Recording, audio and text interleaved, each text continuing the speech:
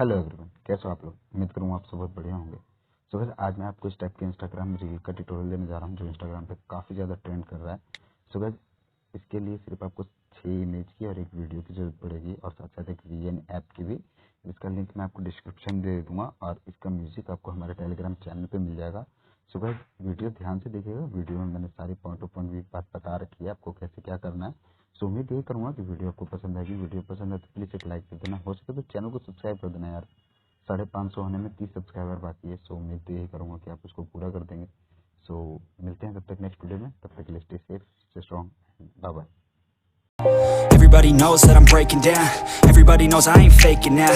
Everybody knows my heart's vacant now. Yeah, she hates me now, I made mistakes but now I don't ever wanna be alone.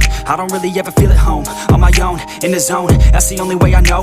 Feeling low, about to blow back up. Here I won't ever let the doubt creep in. Gotta pop a couple more aspirin. I don't think I'll ever let you in. Easier to break it off best friends. I don't really understand myself. I don't really understand, need help. I don't wanna be left on the shelf. Couldn't even hear me if I yelled. It's so cold outside, I'm alone, I'm alright.